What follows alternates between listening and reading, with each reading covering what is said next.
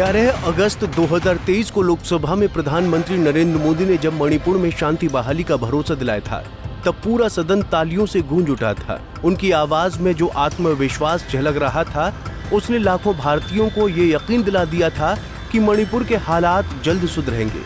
लेकिन अब उस बयान को लगभग 2 साल होने को है।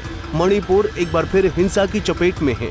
मणिपुर में एक बार फिर कर्फ्यू, इंटरनेट बंदी और जलते टायरों के दृश्य राज्य की तस्वीर बिगाड़ रहे हैं। जहां सवाल ये है कि आखिर क्यों मणिपुर बार बार हिंसा की आग में झुलस रहा है? आखिर क्यों सरकार मणिपुर के हालात कंट्रोल कर पाने में विफल हो रही है? दरअसल 7 जून 2025 को इम्फाल समेत मणिपुर के 5 जिलों में इंटरनेट सेवाएं बंद करनी पड़ी। सड़कों पर आगजनी हुई, गाड़ियां जलाई गईं और आत्मदाह की कोशिशें तक देखने को मिली। जहां इस बार हिंसा की शुरुआत एक गिरफ्तारी से हुई, जिसमें मैतेई संगठन अरमबाई टेंगोल के प्रमुख नेता कानन सिंह को सीबीआई ने गिरफ्तार कर लिया। उन पर 2023 के मणिपुर हिंसा भड़काने के गंभीर आरोप लगे हैं और जांच एजेंसी का दावा है कि उनके पास पर्याप्त सबूत भी मौजूद हैं। लेकिन कानन सिंह की गिरफ्तारी उनके समर्थकों को रास नहीं आई। उन्होंने सड़कों पर उतरकर न केवल हिंसक प्रदर्शन किया, बल्कि सरकार और कानून व्यवस्था को सीधी चुनौती दे डाली। वहीं प्रदर्शन के दौरान इम्फाल के कई हिस्सों में गाड़ियों को आग के हवाले कर दिया गया, सड़कों में रोक लगा दी गई और हालात इतने तनावपूर्ण हो गए कि प्रदर्शनकारियों ने आत्मदाह की धमकी दे डाली। ऐसे में प्रशासन को मजबूरी में इंटरनेट सेवाएं बंद करनी पड़ी और कर्फ्यू लगाना पड़ा। वहीं मणिपुर में एक बार फिर हिंसा की इस नई चिंगारी ने राजनीतिक दलों को एक मौका दे दिया कि वो सरकार पर सीधे तौर पर सवाल उठा सके। ऐसे में कांग्रेस समेत अन्य विपक्षी दल इस मुद्दे को लेकर मोदी सरकार पर हमलावर नजर आए। प्रियंका गांधी ने अपने एक्स हैंडल से ट्वीट कर सीधे तौर पर सवाल किया कि मणिपुर एक बार फिर से हिंसा की चपेट में है।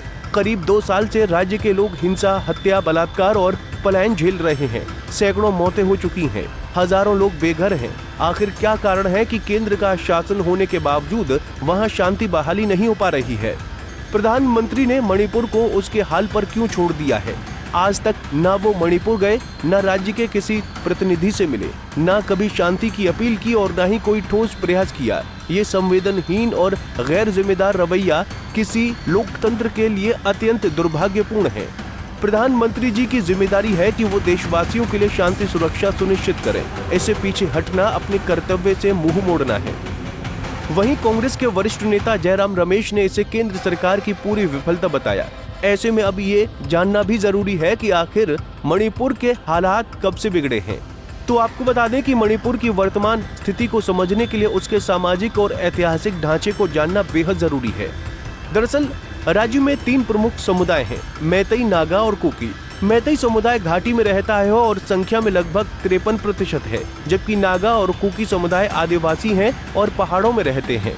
वर्षों से इन समुदायों के बीच भूस्वामित्व, आरक्षण और राजनीतिक प्रतिनिधित्व को लेकर मतभेद रहे हैं।